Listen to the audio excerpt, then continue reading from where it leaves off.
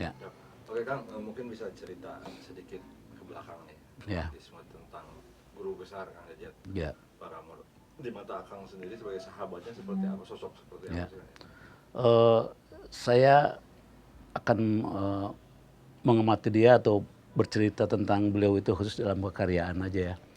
Jadi Kang Jat itu orangnya bersahaja, ekspresif, dan kalau bekerja dia total dalam segala hal. Kasasapu sasapu wae, kalau sasapu bebersih itu Kang Jat itu total sekali. Oleh sebab itu kenapa Taji Melela bisa sehebat ini ya?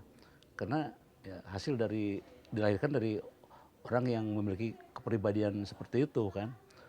Zaman Kang Jajat yang saya tahu itu orang-orang anak buahnya itu murid-muridnya itu diarahkan untuk seperti itu, harus total bergerak, berjurus itu harus ekspresif ya, gitu. Dan juga harus nggak boleh sombong. Dia menanamkan mental kepada anak buahnya, kalian nggak boleh sombong, harus iman kepada yang di atas.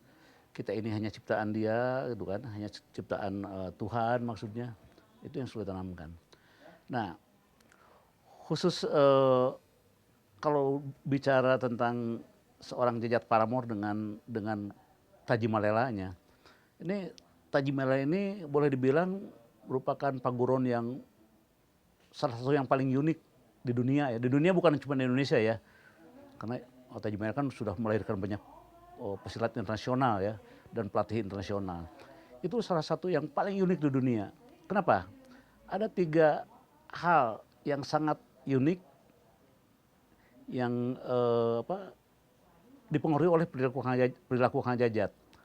Keunikan yang pertama itu jurus Taji Malela itu taktis, macam-macam. Saya juga kan kebetulan pernah juga belajar sama beliau ya, taktis. Yang kedua intuitif, karena itu seorang seniman kan, yang melahirkannya seniman, intuitif. Ketiga imajiner, progresif sekali Kang Jajat. Taji Malela lahir dari Tatar Sunda tapi nuansanya sangat mendunia, gerakannya sangat mendunia. Jadi taktis, intuitif, dan imajiner.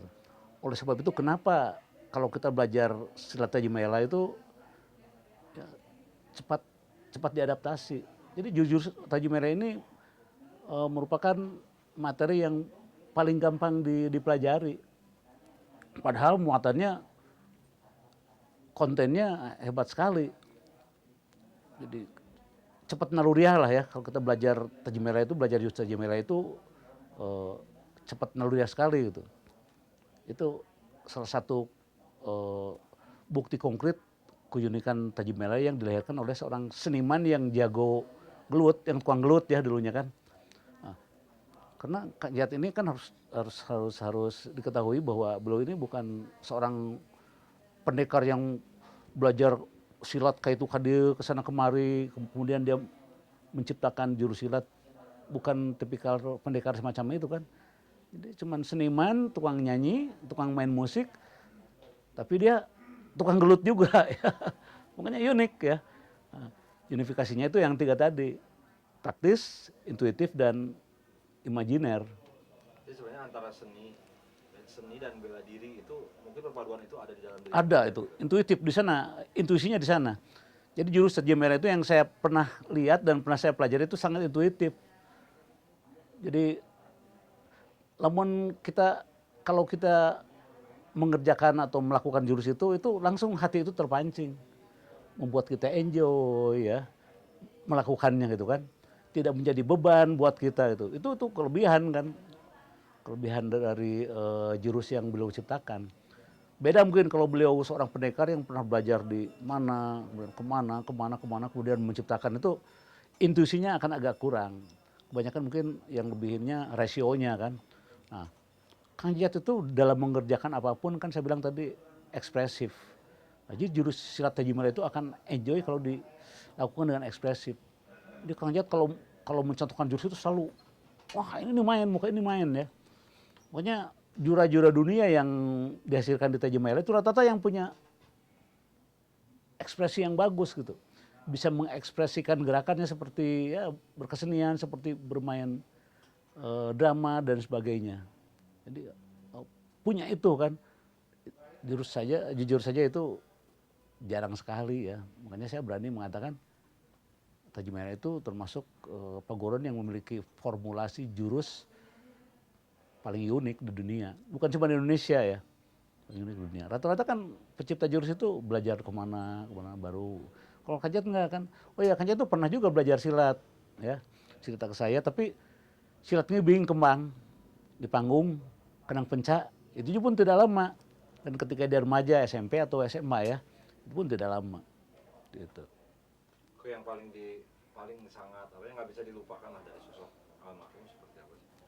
Apa gitu? Paling dilupakan, nah dia itu orang yang kan kata orang jagoan, tapi kalau dia berhadapan dengan orang tua, siapapun orangnya, dia kalah. Pernah di Banten ketika beliau protes, ngamuk, ngadat ya. Wah, sampai semua paguron itu ditantang lah kasarnya ya. Ngamuk. Beliau itu hanya, artinya beliau kira-kira ulang dan biar enak. Untuk saja. Ya. Ketika di salah satu tempat ada pasanggiri silat, Tajima Lela menurut beliau itu banyak diliciki orang, banyak dicuri orang. Dia ngamuk, ngadat, sampai membanting kursi dan sebagainya. Itu jawara-jawara sampai ditantang sama beliau ya, menantang para jawara. Wah sok jawara yang licik sini, masa ada jawara tidak jujur? Jawara itu mesti jujur katanya kan. Tantang dimarahi. Tidak ada seorang pun yang berani mengini Kang Jajat, termasuk aparat kepolisian. Tapi tiba-tiba datang kakek-kakek, mungkin pengurus gedung, tukang sesapu, menasihati Kang Jajat, langsung Kang Jajat itu luluh, langsung pergi ya. Kemudian dengan saya itu pernah di sebuah perjalanan, saya dengan Kang Jajat pergi naik mobil bareng, dia dapat uang lumayan banyak. Uang ini udah rencananya untuk nanu. Tapi di perjalanan tiba-tiba ada nenek-nenek yang sedang jalan, dikhawatirin nenek-nenek rentak sekali, umurnya mungkin sekitar 80-90 tahun. Kang Jajat diam, berhenti. Menghampiri nenek itu, dipeluk, diciumi itu nenek-nenek, duit yang baru didapatnya dikasihin semuanya ke nenek-nenek. Semuanya. Itu dahsyat luar biasa ya. Jadi kalau soal kerendah hatian, kalau soal keikhlasan itu Kang Jajat menurut saya merupakan sosok yang sulit dicari tandingannya lah gitu. Artinya memang kalau kesempurnaan dari milik Allah. Iya. Artinya kalau secara pribadi yang bisa dibilang relatif komplit lah gitu ya. Komplit ya, bersahaja, ekspresif ya. Itu total. Kan orang sederhana biasanya kan kurang total ya. Kayaknya itu orangnya bersahaja tapi punya totalitas gitu. Banyak yang tidak menyangka kalau itu seorang Jajat gitu. Jadi pernah juga waktu di rumahnya itu, Kang Jajat itu dimarahin oleh seseorang karena mobil Kang Jajat menghalangi tempat parkir. Nah, itu Kang Jajat dimarah-marah, orang itu marah-marah Kang Jajat. Wah gila, Kang Jajat ketawa aja. Sampai karena dia sudah keterlaluan marahnya, akhirnya sama Kang Jajat disamperin. Udah yuk, dulu teh jeung Jajat yuk. Saya Jajat Paramor. Itu orangnya seperti apa? Takutnya bukan ketulungan, kaget dia ya. Akhirnya dia bicara, aduh Kang punten asuhan teh senek hakna Jajat, teu nyangki atuh Kang Jajat mah enggak nyangka katanya. Pendekar semacam ada pendekar kayak begini, orangnya kecil, pendek, ramah. Kang Jajat itu ramah kan. Tidak sombong, tidak nih gua pendekar. Itu tidak begitu Kang Jajat. Sosok yang ya lebih mengedepankan citra senimannya daripada pesilatnya. Kecuali kalau di mata para muridnya ketika ada kegiatan silat, nah dia pakai kopea, pakai pangsi ya. Tapi di luar itu dia lebih memperlihatkan ya, kesenimanannya kan. Terus ya. Ben Kastri ya. Satu panggung ya kenal Muning awalnya. Awalnya saya kenal Muning, ya umur saya masih SMA-an lah. Awalnya kalau nggak salah Paramore itu baru-baru terkenal, baru terkenal sekali waktu itu. Oh Muning, tapi lama-lama makin dekat. Nah pernah juga pertemuan intens pertama itu, yang paling intens itu ketika zaman ngabuburit bulan puasa. Saya gogokaran, subuh kan dulu di Bandung gitu kan. Saya gokar yang terbuat dari leher, rodanya tuh dari leher. Kajat main sepeda, tabrakan. Wah, tabrakan. Ya, dan Kajat.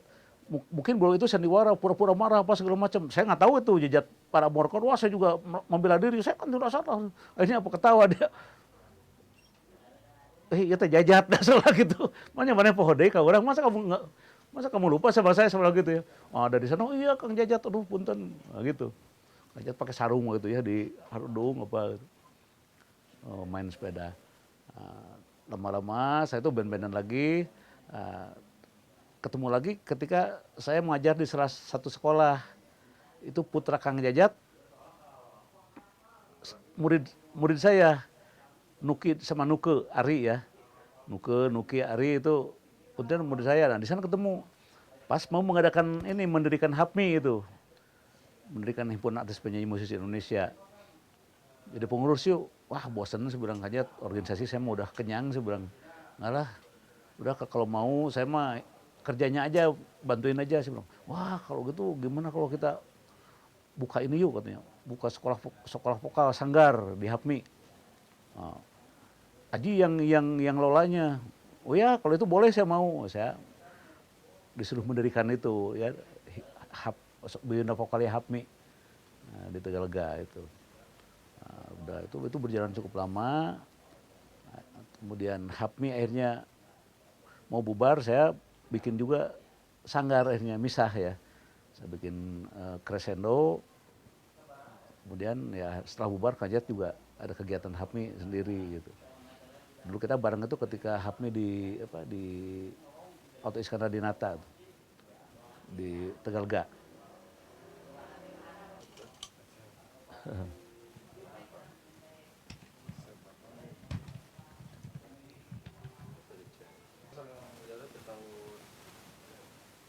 Yang sasaran sekali itu dari tahun 80.